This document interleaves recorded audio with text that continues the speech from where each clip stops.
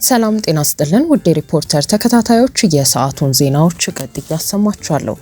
ጠቅላይ ሚኒስትር አብይ አህመድ በነገው ዕለት በህዝብ ተወካዮች ምክር ቤት በመገኘት የመንግስታቸውን የ2018 በጀት ዓመት የስራ አፈጻጸም ሪፖርት ያቀርባሉ። ጠቅላይ ሚኒስትሩ የመንግስታቸውን የ6 ወራት የስራ አፈጻጸም ሪፖርት አስቀድመው ለምክር ቤቱ የላኩ ሲሆን ሪፖርታቸውን በኢኮኖሚ፣ በማህበራዊ ልማት፣ በፍትህና አስተዳደር ዘርፎች እንዲሁም የሰላምና ደህንነት ግንባታ ስራዎች፣ የውጭ ግንኙነትና ዲፕሎማሲ፣ 7ኛው ሀገራዊ ምርጫና ሀገራዊ ምክክርን የተመለከቱ ጉዳዮችን የዳሰሰ ነው። የምርጫ ዘመኑን ያጠናቀቀው ተሰናባቹ የህዝብ ተወካዮች ምክር ቤት አባላትም በሀገራዊ ሰላም፣ በውጭ ግንኙነት በተለይም ከኤርትራ ጋር በተገናኙ ጉዳዮች ላይ ጥያቄዎችን እንደሚያቀርቡ ምንጮች ጠቁመዋል። ከበጀት ዓመቱ የስራ አፈጻጸም ሪፖርት በተጨማሪ የፌዴራል መንግስት የ2019 ረቂቅ በጀት ላይ ከምክር ቤት አባላት ለሚነሱ ጥያቄዎች ማብራሪያና ምላሽ እንደሚሰጡ ይጠበቃል።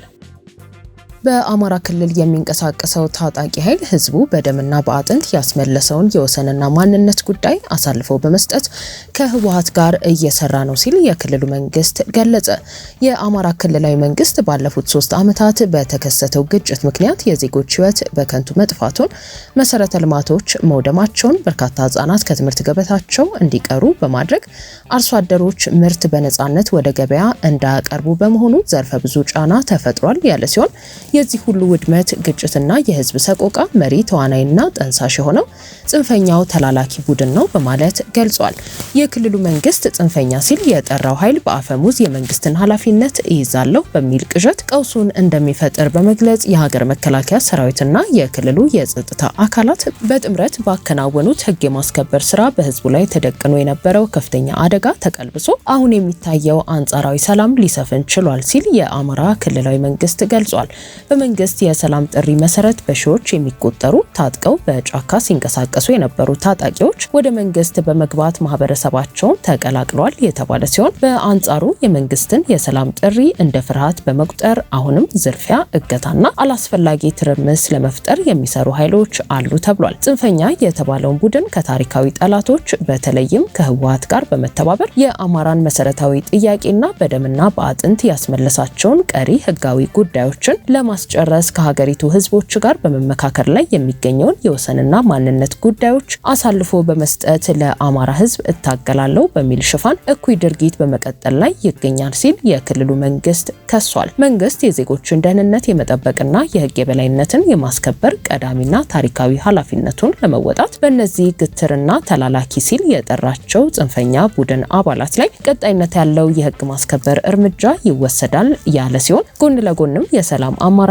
ለሚቀበሉ ታጣቂዎች የመንግስት በር ሁሌም ክፍት ነው ሲል አክሏል። ይህ በእንዲህ እንዳለ የአማራ ክልል ፖሊስ ኮሚሽነር ዘላለም መንግስቴ በወልቃይት ጠገዴ ሰቲት ሁመራ ዞን በትላንትናው ዕለት ተገኝተው ከዞኑ የፖሊስ ሰራዊትና የተከዜ ዘብ ከተባለው የጸጥታ ኃይል ጋር ውይይት ማካሄዳቸው የተገለጸ ሲሆን በክልሉ ፖሊስ እየተተገበረ ያለው የሪፎርም ስራና የፖሊስ ሰራዊቱን አጠቃላይ ቁመና ገምግመዋል ተብሏል። የዞኑ አስተዳዳሪ አቶ አሸተ ደምለው የአማራ ክልል ፖሊስ ኮሚሽነር ዘላለም መንግስቴ በዞኑ ከተደራጀው የተከዜ ዘብ ሰራዊት አባላት ጋር ውይይት ሲያደርጉ የሚያሳይ ምስል በማህበራዊ ትስስር ገጻቸው በማጋራት የተከዜ ዘብ ኃይላችን ዝግጁነቱን እያሳየ ይገኛል የሚል መልእክት አሰራጭተዋል። በትግራይ ክልል በተለያዩ አካባቢዎች የክልሉን ስልጣን በኃይል የያዘው መንግስት በወጣቶች ላይ እያካሄደው ነው የተባለው አስገዳጅ ወታደራዊ ምልመላና አፈሳ በክልሉ ላይ ከፍተኛ ማህበራዊና ኢኮኖሚያዊ ቀውስ እየፈጠረ ነው ሲሉ የክልሉ የፖለቲካ ፓርቲዎች ገለጹ። በጉዳዩ ዙሪያ አስተያየታቸውን የሰጡት የሳልሳይ ወያነ ትግራይ ፓርቲ የህዝብ ግንኙነት ኃላፊ አቶ ብርሃነ አጽብሃ በትግራይ በተለያዩ ዞኖች ከ2 ወራት በላይ ያስቆጠረና በኃይል የታገዘ የወታደራዊ ምልመላ እየተካሄደ መሆኑን ፓርቲ በተለያዩ መዋቅሮቹ አማካኝነት ባሰባሰበው መረጃ ማረጋገጡን ገልጸዋል። ምንም እንኳን በትግራይ በኩል ጦርነት ውስጥ ለመግባት እንደ ግዛታዊ አንድነትና የተፈናቃዮች አለመመለስ ያሉ በቂ ምክንያቶች ቢኖሩም ይህ አይነቱ አሰራር ህወሓት የደረሰበትን የፖለቲካዊ ቅቡልነት ውድቀት ለመሸፈን የሚያደርገው ጥረት ነው ሲሉ ወቅሰዋል። በአሁኑ ወቅት ወጣቱ ከዚህ አፈሳና መከራ ለማምለጥ ሲል ብቻ ወደ መሃል ሀገርና ወደ አረብ ሀገራት ለመሰደድ ብዙ ዋጋ እየከፈለ እንደሚገኝም ተናግረዋል። በተለያዩ የትግራይ ዞኖች ከሁለት ወር በፊት ጀምሮ አፈሳ እንደነበር እኛም በጣም በዚህ ጉዳይ ላይ ደጋግመን መግለጫ ሰጥተንበታል። ዶክመንት ላይ እዚህ ላይ የተመለከቱ ነገሮችም መረጃ ለመሰብሰብ ሞክረናል። በሁሉም ዞኖች ከሚባል ደረጃ ባለን መዋቅር እና ከምናገኛቸው ከህዝቡም ከወጣቶችም ከዚያ ያመለጡ በተለያየ መንገድ መረጃ ለመሰብሰብ ሞክረናልና እንደ ሳልሳውያን ትግራይ ደግሞ ደጋግሞ ይሄ በትግራይ ታሪክ ተደርጎ ተሰምቶ ታይቶ የማይታወቅ ለትግራይ ታሪክ ለትግራይ ወጣትም ለትግራይ ህዝብ ላደረገው ትግልም የማይመጥን በጣም ነውርና አጸያፊ ተግባር መሆኑ ይሄ ደግሞ ህወሓት የሚያደርገው ባለፈው መግለጫ አውጥተንበታል። ወደ 3 ገጽ የሚሆን ሰፊ መግለጫ ይሄ ህግ አራዊት ነው። ህወሓት የትግራይ ድምጾች የትግራይ ወጣቶች የትግራይ ህዝብ ያጋጠሙ በተለይ በትግራይ ደግሞ ያጋጠሙ የፖለቲካዊ ቅቡልነት ውድቀት እሱን በኃይል ለመሸፈን የሚያደርገው እንደሆነና ወጣቱ ደግሞ በዚህ ምክንያት አገሩን ለቆ እግሩን ወደ መራበት እየወጣ ወደ አዲስ አበባ ወደ መሀል ሀገርም ይሁን ወደ አረብ ሀገሮችም እየወጣ ከዚህ ጦርነት ከዚህ አፈሳ ከዚህ መከራ ለማምለጥ ብዙ ዋጋ እየከፈለ እንደሆነ ለሚመለከተው አካላት ለሚባሉ ለዓለም አቀፍ ማህበረሰብ ለተለያዩ ስንገልጽ ቆይተናልና ሳልሳውያን ትግራይ ላይ ጽኑ አቋም ያለው የትግራይ ህዝብ ለማንነቱ ለክብሩና ለዘላቂ ማንነቱ ለመንግስትነቱ ሲል ከባድ ዋጋ ሲከፍል የቆየ ወጣት አሁን ግን ህወሓት በሚመራው ትግል ህወሓት የሚመራው ጦርነት ትርጉም የለውም ነው። ይሄ ማለት ግን ትግራይን ወደ ጦርነት ሊያስገባ የሚችል ምክንያት የላትም ማለት አይደለም። የተፈናቀለ ህዝብ ተመለሰም የትግራይ ግዛት አንድነት አልተመለሰም። ስለዚህ ብዙ ጊዜ ህወሓትም የሚነግድበት እዚህ ላይ ጦርነት አንፈልግም ስንል መራው ትግራይም የተፈናቀለ ህዝብ ዋጋ እየከፈለ ያለ አጠቃላይ ትግራይ ህዝብ ጥያቄያቸው አያንሱ ሳይሆን በሰላማዊ መንገድ ዋጋ ሳይከፍል ግን በመደራደር ቅቡልነት ያለው መንግስት በመመስረት አሁን ህወሓት እንደሚያደርገው በኃይል ሁሉም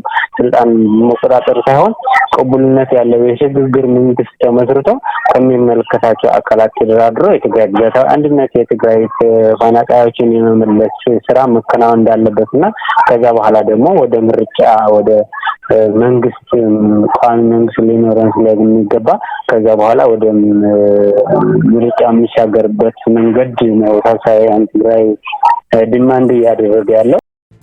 በተመሳሳይ መልኩ የባይቶና ፓርቲ ምክትል ሊቀመንበርና የትግራይ ለውጥ ፈላጊዎች እንቅስቃሴ ዋና ጸሐፊ አቶ ዮሴፍ በርሀ በበኩላቸው በክልሉ አብዛኞቹ ቦታዎች ወጣቶችን በግዳጅ ለወታደራዊ ዓላማ የማሰለፍ ስራ ላይ ትኩረት ተደርጎ እየተሰራ በመሆኑ መደበኛ ማህበራዊና ኢኮኖሚያዊ እንቅስቃሴዎች ሙሉ በሙሉ መቆማቸውን አስታውቀዋል። የክልሉ ህዝብ ካለፈው ጦርነት ገና ባላገገመበትና እናቶችም የልጆቻቸውን ሀዘን ጨርሰው ባልተቀመጡበት ሁኔታ ይህ መደረጉ ቀውሱን አባብሶታል ብለዋል።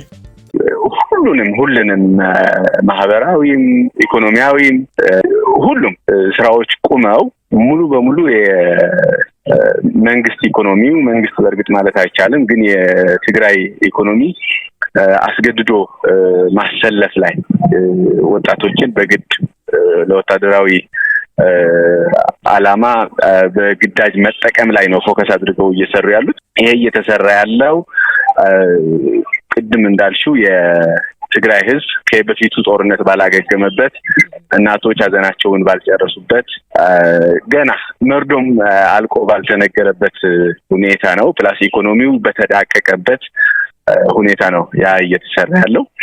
ኢኮኖሚ የለም። አቶ ዮሴፍ አክለውም በክልሉ ካለው የጸጥታ ችግር በተጨማሪ በአሁኑ ወቅት ከፍተኛ የዝናብ እጥረትና ድርቅ ማጋጠሙን ጠቅሰው አርሶ አደሩ ተረጋግቶ ወደ እርሻ ስራው እንዳይገባ ይኸው የአፈሳ ስራ እንቅፋት እየሆነበት በመሆኑ ክልሉን ወደ ባሰ የረሃብ አደጋ ሊከተው እንደሚችል አስጠንቅቀዋል። አሁን ደግሞ በዚህ አመት ልዩ የሚያደርገው ደግሞ በጣም ድርቅ አለ። እስካሁን ዝናብ ያላገኙ አካባቢዎች ትግራይ ላይ በጣም ሰፋፊ ናቸው።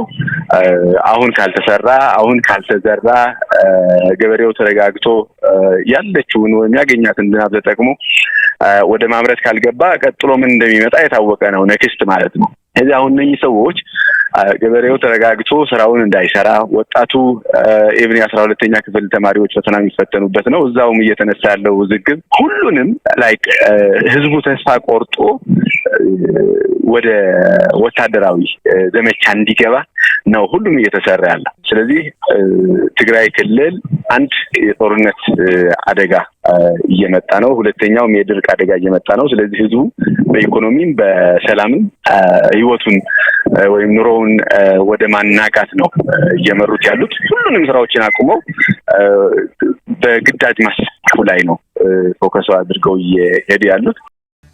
ፓርቲዎቹ በክልሉ እየተካሄደ ያለው የኃይል ድርጊት እንዲቆም የጠየቁ ሲሆን የትግራይ ህዝብ ከጭንቀት እንዲወጣ የክልሉ ግዛታዊ አንድነት እንዲከበርና ተፈናቃዮች በሰላማዊ መንገድ እንዲመለሱ ከተለያዩ አካላት የተውጣጣ ቅቡልነት ያለው የሽግግር መንግስት መመስረት እንዳለበት አቋማቸውን ገልጸዋል። በተጨማሪም ዓለም አቀፉ ማህበረሰብ በጉዳዩ ላይ አስፈላጊውን ጫና እንዲያደርግ ጥሪ አቅርበዋል። ይህ በእንዲህ እንዳለ ዓለም አቀፉ የሰብአዊ መብት ተሟጋች ድርጅት ሂውማን ራይትስ ዋች በትግራይ ክልል የሚገኙ ባለስልጣናት ህፃናትን ጨምሮ ንጹሃን ዜጎችን ለጦርነት በኃይል እየመለመሉ ነው ሲል ዛሬ ባወጣው መግለጫ አስታውቋል። በትግራይ ክልል የሚገኙ ባለስልጣናት ከሚያዝያ 2018 ዓ.ም ጀምሮ እድሜያቸው እስከ 15 ዓመት የሆኑ ህፃናትን ጨምሮ ሲቪሎችን በማገትና ያለ አግባብ ለታጣቂ ኃይሎቻቸው በመመልመል ላይ እንደሚገኙ አስታውቋል። የመብት ተሟጋች ድርጅቱ በክልሉ በተለያዩ ከተሞች የሚገኙ ነዋሪዎች ነገሩኝ እንዳለው የትግራይ ታጣቂ ኃይሎች የቀድሞ ተዋጊዎችን እንዲሁም ሌሎች ወንዶችና ወጣቶችን በመንገድ ላይ በቢሮዎች በሌሊት ቤት ለቤት ፍተሻዎች እንዲሁም ለክልሉ ወጣቶች ዋነኛ የስራ ዕድል ከሆኑት የወርቅ ማዕድን ማውጫ ቦታዎች ጭምር እያገቱ ነው። የሂውማን ራይትስ ዋች ምክትል የአፍሪካ ዳይሬክተር ላቲሺያ ባደር የትግራይ ባለስልጣናት ወጣቶችን በኃይል ለመመልመል የሚያካሂዱት ዘመቻ በመላው ክልሉ የፍርሃት ድባብ እየፈጠረ ነው ብለዋል። አክለውም ባለስልጣናቱ ይህንን ዘመቻቸውን በአስቸኳይ ማቆምና ያለ አግባብ የተያዙትም ወደ ቤታቸው እንዲመለሱ መፍቀድ አለባቸው ሲሉ አሳስበዋል። ሂውማን ራይትስ ዋች በሰኔ ወር ካመለጡ ወይንም ከእገታ ከተረፉ ምስክሮችና የተቀጠሩት ሰዎች ዘመዶች የሆኑ 18 ሰዎችን በርቀት ባደረገው ቃለ መጠይቅ መነሻነት 6 የግዳጅ ምልመላ ጉዳዮችን በሰነድ አስደግፏል።